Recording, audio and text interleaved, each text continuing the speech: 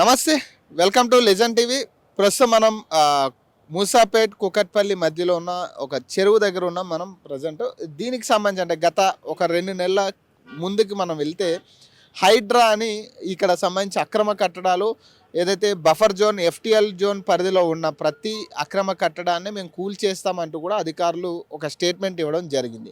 దీనికి సంబంధించి కొన్ని చోట్ల కమర్షియల్ షెడ్లు కానీ కొన్ని చోట్ల ఇళ్లను కూడా ఖాళీ చేయించే ప్రయత్నం చేసిర్రు. దానికి సంబంధించి పెద్ద చర్చ కూడా జరిగింది.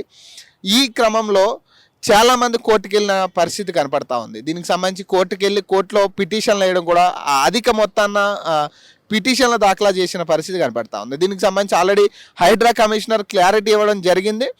గతంలో మేము ఎవరిని కూడా కమర్షియల్గా ఉండే వాటిని మేము కూలుస్తాము లేదా అక్రమ కట్టడాలు కూలుస్తాం తప్పితే ఎవరైనా నివాసం ఉంటున్న వాళ్ళని మేము టచ్ చేయమంటూ కూడా చెప్తూ అమీన్పూర్కి సంబంధించి ఏదైతే గవర్నమెంట్ ల్యాండ్ పరిధిలో కట్టిన అక్రమ కట్టడాలకు సంబంధించి బిల్డర్కి కాకుండా అక్కడ కట్టిన అక్రమ కట్టడాలు విల్లాలు ఏవైతే ఉన్నాయో మొత్తం కూడా ఏకకాలంలో కూల్చివేసిన పరిస్థితి మనం చూసాం. వితౌట్ ఎనీ నోటీస్ ముందస్తు నోటీసులు ఇవ్వకుండానే అక్కడ కూల్చివేతలు జరిగినాయి. దీనికి సంబంధించి చాలామంది రియాక్ట్ అవ్వడం జరిగింది. దీనికి సంబంధించి చాలా పెద్ద చర్చ జరిగింది అప్పట్లో. సో ప్రస్తుతం ఇదంతా ఎందుకు మనం మాట్లాడుకుంటున్నామంటే ప్రస్తుతం మనం ఇక్కడ చూడొచ్చు చుట్టుపక్కల ఏవైతే ఇల్లులు ఉన్నాయో ఇవి సంబంధించి రెసిడెన్షియల్ ఇల్లులు కానీ కమర్షియల్ కానీ ఏవైతే ఉన్నాయో వీటన్నిటిని కూడా కూల్చేస్తామంటూ హైడ్రా గతంలో చెప్పడం జరిగింది. సో ఇదే కోవలో అక్కడ కొంచెం అటు ప్యాన్ చేస్తే అక్కడ వాసవికి సంబంధించిన వాసవి గ్రూప్ ఆఫ్కి సంబంధించి గతంలో కేటీఆర్ వాళ్ళకి ఈ ఏదైతే డెవలప్మెంట్కి ఇచ్చినట్టుగా తెలుస్తూ ఉంది. ఆ ల్యాండ్స్ ఏవైతే ఉన్నాయో ఇవన్నీ కూడా డెవలప్మెంట్కి ఇచ్చి ఈ చెరువును కూడా వాళ్ళకి అప్పచెప్పిన పరిస్థితి. సో ఇదేమంటే కరెక్ట్గా దాదాపు ఈ చెరువు ఎడ్జి నుంచే కన్స్ట్రక్షన్ స్టార్ట్ అయింది. ఇంకా కన్స్ట్రక్షన్ జరుగుతూ ఉన్నాయి కొన్ని వాసవికి సంబంధించి.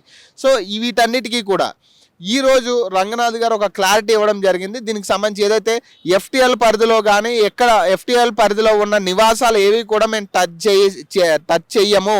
ఖచ్చితంగా అక్రమ కట్టడాలు ఏవైతే కనపడుతున్నాయో అక్కడ ఇక మీదట ఏవైనా కొత్త భవనాలు నిర్మించే ప్రయత్నం చేసినా కూడా ఖచ్చితంగా వాటిని అడ్డుకుంటాము.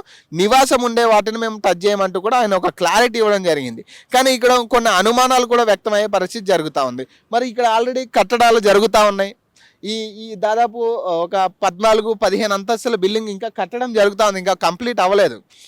సో మరి వీటి పరిస్థితి ఏంటనేది చాలామందికి కొంత అనుమానాలు కూడా ఉన్నాయి. మరి వీటిని ఖచ్చితంగా ఆపిస్తారా? మరి ఇవన్నీ కూడా అక్రమ కట్టడాలే కదా, మరి వీటన్నిటిని కూడా ఆపిస్తారా అనేది కొంత చర్చ జరుగుతూ ఉంది. అలాగే ఇందులో కమర్షియల్స్కి సంబంధించి కూడా అంటే కొంతమంది డాక్యుమెంట్స్ ఉన్న ల్యాండ్స్ ఉన్నాయి. ఖచ్చితంగా రిజిస్ట్రేషన్కి సంబంధించి కానీ డాక్యుమెంట్స్ ఉన్న ల్యాండ్స్ బఫర్ జోన్లో ఉన్న పరిస్థితి వాళ్ళ పరిస్థితి ఏంటి? మరి బఫర్ ఎఫ్టిఎల్ అని మీరు డివైడ్ చేసిరు కదా, మరి ఎఫ్టిఎల్ పరిధి మీరు ఎట్లా కంక్లూడ్ చేస్తారు అంటే ఎట్లా కొలుస్తారు అనేది కూడా ఒక చర్చ జరుగుతూ ఉంది. దీనికి సంబంధించి మరి బఫర్కి సంబంధించి ఇంకా క్లారిటీ ఇవ్వలేదు, కానీ ఎఫ్టిఎల్ పరిధిలో ఉన్నాయి మాత్రం మేము కూల్చమంటారు. అంటే దాదాపు ఎఫ్టిఎల్ బఫర్కి సంబంధించి ఏది కూడా టచ్ చేయము అంటే కూడా ఇప్పుడు ఎవరైతే నివాసం ఉంటున్న వాళ్ళు కావచ్చు ఆల్రెడీ దానికి సంబంధించి పూర్తి పట్టాలు కానీ వాళ్ళకి డాక్యుమెంట్స్ అన్నీ ఉంటే మేము ఎవరిని కూడా టచ్ చేయము.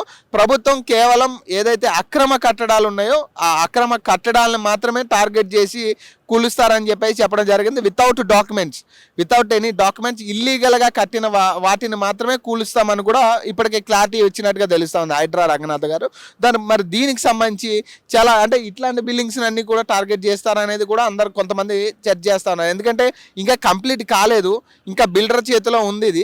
సో ఈ బిల్డర్ చేతిలో ఉన్నాయి కూడా మరి వాళ్ళకి వాపస్ ఇచ్చి చేయిస్తారా లేదా? ఇప్పుడు దాకా చాలా వరకు నష్టపోయిన వాళ్ళు ఉన్నారు, మరి వాళ్ళకి ఏమైనా నష్టపరిహారం చెల్లిస్తారా అనేది కూడా చాలా చర్చ జరుగుతూ ఉంది. దీనికి సంబంధించి అంటే చాలామంది పేదలు కూడా ఇల్లు కోల్పోయిన పరిస్థితి జరిగింది. సో దీని మీద చాలామంది విచారణ కూడా వ్యక్తం చేసిన పరిస్థితి. మరి వీళ్ళందరికీ ఏమన్నా మీరు కాంపెన్సేషన్ ఇస్తారా? మరి ఇప్పుడు దాకా నష్టపోయిన వాళ్ళ పరిస్థితి ఏంటనేది ఒక పాయింట్.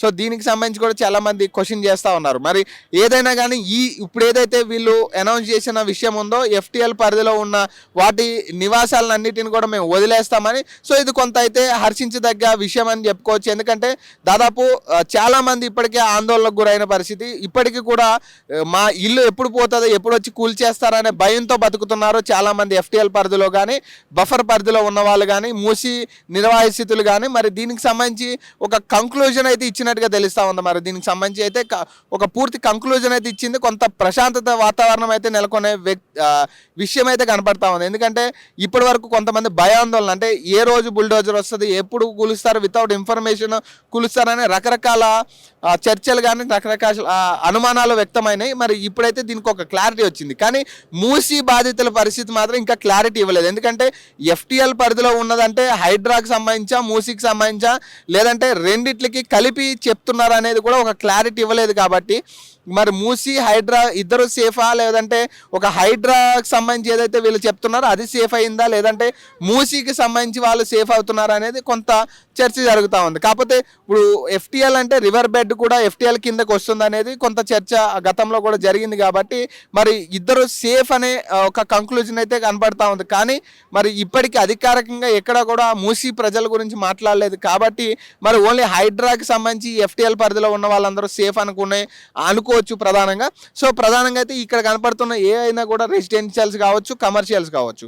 సో కమర్షియల్స్ కూడా విత్ పర్మిషన్స్ ఉంటే వాటిని వదిలేస్తామని కూడా ఇప్పటికీ అధికారులు చెప్తా ఉన్నారు. మరి రెసిడెన్షియల్స్ కూడా వదిలేస్తామని ఇప్పుడు కంక్లూజన్ చేశారు. కాబట్టి కొంత హైడ్రా బాధితులకు కావచ్చు, హైడ్రా ఇప్పుడు ఏదైతే ఎఫ్టీఎల్ బఫర్ జోన్లో ఉండి టెన్షన్ పడుతున్న వాళ్ళకైతే కొంత రిలీఫ్ వచ్చినట్టుగా తెలుస్తూ ఉంది ఈ వ్యాఖ్యల ద్వారా.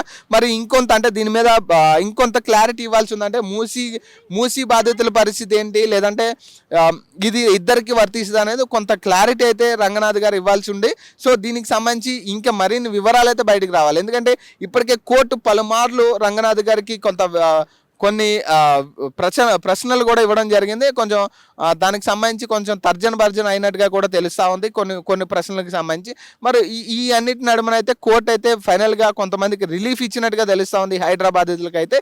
చూద్దాం మరి ఇంకా మరిన్ని అప్డేట్స్ అయితే ఖచ్చితంగా వచ్చే ఛాన్స్ ఉంది. సో మరిన్ని దీనికి సంబంధించి మరిన్ని డీటెయిల్స్ అయితే బయటికి రావాల్సి ఉంది. కాబట్టి దీని మీద ఏమైనా స్పందన వస్తుందా, ఖచ్చితంగా మూసి ప్రజలను కూడా ఇందులో ఇన్వాల్వ్ చేస్తారా అనేది కూడా కొంత చర్చ జరుగుతూ ఉంది. మరిన్ని అప్డేట్స్ కోసం చూస్తూనే ఉండండి లిజన్ టీవీ.